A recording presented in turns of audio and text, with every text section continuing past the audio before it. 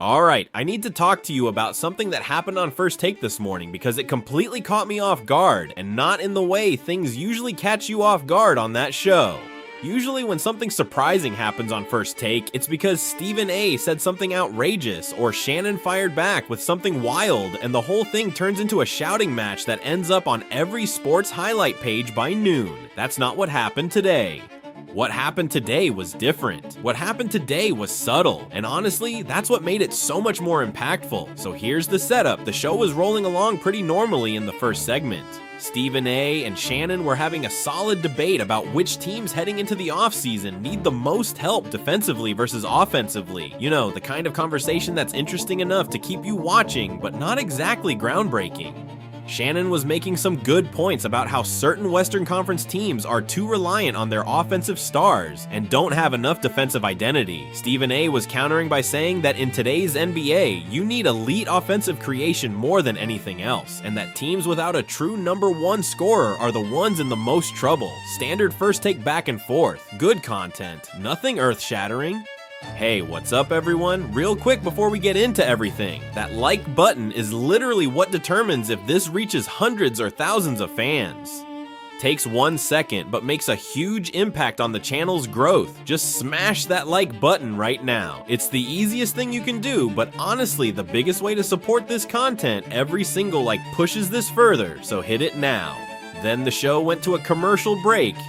And I'm gonna be completely honest with you, I was half paying attention at that point. I had my phone in my hand, I was scrolling through some notifications, just kind of waiting for the show to come back. But when it did come back, something was immediately off. And I don't mean off in a bad way, I mean off in the sense that the entire atmosphere in the studio had changed. Like someone had flipped a switch during those 3 minutes of commercials. The first thing I noticed, and I noticed it right away, was Stephen A's expression. His face was different. The energy that had been there before the break, that casual, conversational, debate mode energy, it was gone. In its place was something I've only seen from Stephen A a handful of times over the years. It was this focused, almost solemn seriousness. His jaw was set, his eyes were locked in, and he wasn't looking at Shannon or Molly, he was looking directly into the camera. Like he was about to deliver news that he knew was gonna send shockwaves through the NBA world. Shannon picked up on it immediately. I could see it on his face. Shannon kind of shifted in his seat and got this look like he was bracing for something. Because when you've sat across from someone on television for long enough, you develop a kind of nonverbal language. You know when the other person is about to say something heavy, and Shannon clearly knew that whatever Stephen A was about to say was not part of the regular programming. And then Stephen A spoke. And the way he spoke, bro, it was almost a whisper compared to his normal volume. He leaned forward slightly and said, "Listen, during the break, I made a phone call, and what I'm about to share with you is going to change the conversation about the Golden State Warriors entirely." He paused after that. Let the words hang in the air for a moment, and then he continued, according to Stephen A, his source, and he was very deliberate about emphasizing that this came from someone with direct knowledge of the situation. The Golden State Warriors and the Memphis Grizzlies have been engaged in serious, advanced trade discussions centered around Ja Morant. Not exploratory conversations, not just kicking the tires. Serious, substantive discussions about a deal that would send Morant to Golden State. When I tell you my jaw dropped, I mean it literally dropped. I had to set my phone down and just stare at the screen because I could not believe what I was hearing. Ja Morant to the Warriors. Ja Morant playing alongside Stephen Curry. Ja Morant in a Golden State Warriors uniform. The implications of that are absolutely massive, and my mind immediately started racing through all of the possibilities. But before I get into my analysis, let me tell you how the rest of that segment played out, because it was genuinely one of the best pieces of television I've seen on First Take in a long time. After Stephen A dropped that bomb, Shannon didn't react the way you might expect. He didn't shout, he didn't jump out of his chair, he didn't do any of the things that make for viral clips. Instead, he just sat there for a moment, processing. And then he nodded slowly and said something that really resonated with me. He said something along the lines of, "You know what? That might be the smartest move either of those franchises could make right now." And then he started breaking down why in this calm, analytical way that honestly gave me a whole new level of respect for Shannon as a basketball mind. Shannon's argument was straightforward but compelling. He talked about how the Warriors are at a critical inflection point. Stephen Curry is still playing at an elite level, but the reality is that Curry is in the later stages of his career. The Dynasty era, the championships, the dominance, all of that was built on a foundation that has gradually eroded over time. Klay Thompson is gone, the supporting cast has been in constant flux, and while the Warriors have tried to retool and remain competitive, the truth is that they need to start thinking about what comes next. Not just next season, but the next 5, 6, 7 years. And Shannon's point was that Ja Morant, despite the risks that come with him, represents the kind of talent that can bridge the gap between the Curry era and whatever comes after. Stephen A. agreed with that assessment and then added something that I think is really important. He said that from what his source told him, the Warriors' interest in Morant isn't just about talent acquisition, it's about the system. Golden State believes, and this is according to Stephen A's source, that their system, their coaching, their culture, their infrastructure is uniquely suited to maximize Ja Morant's abilities while also mitigating some of the concerns that have followed him in Memphis. The Warriors believe they can put Morant in an environment where he can thrive on the court and mature off of it, and when you think about it, that actually makes a lot of sense.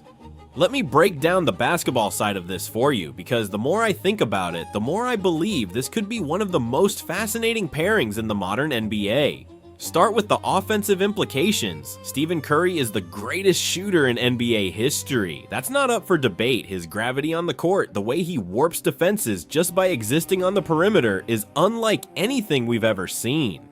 Now imagine pairing that with Ja Morant, who is one of the most explosive drivers and finishers in the league. The pick and roll alone between those two would be a nightmare for opposing defenses. You can't go under the screen against Curry because he'll shoot it from anywhere. You can't switch because Morant will attack the mismatch. You can't trap because both of them are elite passers who will find the open man. The defensive math simply doesn't work against a Curry-Morant backcourt. Something has to break, and whatever breaks creates an advantage for Golden State, but it goes beyond just the two-man game. Think about what Morant does in transition. He is one of the most terrifying transition players in the NBA. His speed, his ability to push the pace, his willingness to attack the rim at full speed, all of that adds a dimension to the Warriors' offense that they've been missing. Golden State has always been at their best when they're playing fast, when they're running, when they're creating chaos in the open court. Morant amplifies that tenfold. He turns every defensive stop into a potential highlight. He turns every long rebound into a fast break opportunity, and he does it with a fearlessness that is genuinely special. Now, Shannon also made a point about the defensive side that I want to highlight because I think it's important. One of the concerns with Morant has always been his defense. He's not a bad defender, but he hasn't always been the most consistent or engaged on that end of the floor. Shannon's argument was that Golden State's defensive system, which has been elite for over a decade, could help mask some of Morant's defensive limitations, while also teaching him how to be a better defender within a team concept. The Warriors have always been about help defense, rotations, communication, and effort. And if Morant buys into that system, if he commits to the defensive end the way the Warriors culture demands, he could become a significantly better two-way player than he's been at any point in his career so far. And then there's the broader context of what this would mean for the Warriors' future. Because let's be honest, as much as we all love Steph Curry and want to see him compete for championships until the day he retires, the Warriors have to plan for the future. They can't just ride Curry into the sunset and then figure it out. Acquiring Ja Morant gives them a succession plan. It gives them a player who can gradually take on more and more responsibility as Curry's role naturally evolves over time. And it gives Morant the opportunity to learn from one of the greatest winners in NBA history, to absorb the championship mentality, the work ethic, the professionalism, and the competitive fire that has defined Curry's career. That mentorship aspect alone is incredibly valuable. I also want to address the Memphis side of this, because it's important to understand why the Grizzlies might be willing to engage in these discussions. Memphis has had a rough stretch. Injuries have derailed their plans. Morant's availability has been inconsistent, and the organization appears to be at a point where they need to make a decision about the direction of the franchise. If they believe that a package of assets from Golden State, whether it's young players, draft picks, or a combination of both, gives them a better foundation for the future than continuing to build around a player whose health and availability are uncertain, then trading Morant, as painful as it would be, could be the right basketball decision for Memphis. It's not a fun conversation to have, but front offices have to make these kinds of hard calls. Now, let me talk about the risks, because I'm not gonna sit here and pretend like this is a risk-free proposition for Golden State. It's not. Ja Morant's injury history is a legitimate concern. Over the past couple of seasons, he has missed significant time, and any team acquiring him is accepting the possibility that those injury issues could continue. The Warriors would be investing heavily in a player who, for all his brilliance, has not been able to stay on the court consistently. That's a real gamble, especially for a team that's trying to maximize the remaining years of Curry's prime. But here's the thing, and this is something that Stephen A. said during the segment that really stuck with me. He said that sometimes in the NBA, you have to take calculated risks because the alternative, which is playing it safe and slowly declining into irrelevance, is worse. And I think that's exactly the position the Warriors are in right now. They can play it safe, keep doing what they're doing, and watch as the rest of the West continues to get better while they stay in the same place. Or they can make a bold move, accept the risk, and give themselves a chance to be truly great again. And knowing the Warriors, knowing Steve Kerr, knowing the ownership group, knowing the standard that organization has set for itself, I think they're gonna lean toward the bold move every time.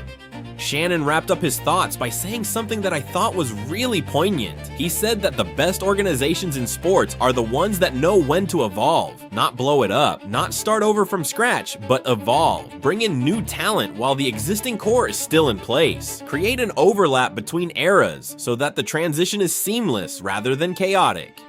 And he said that a Curry to Morant evolution, where Morant gradually assumes the alpha role as Curry transitions into more of an elder statesman position, could be one of the most elegant franchise transitions in NBA history. And I have to say, I agree with that. The vision of Ja Morant learning from Steph Curry, playing alongside Steph Curry, and eventually taking the reins from Steph Curry is incredibly compelling. It's the kind of narrative that could define a franchise for the next decade.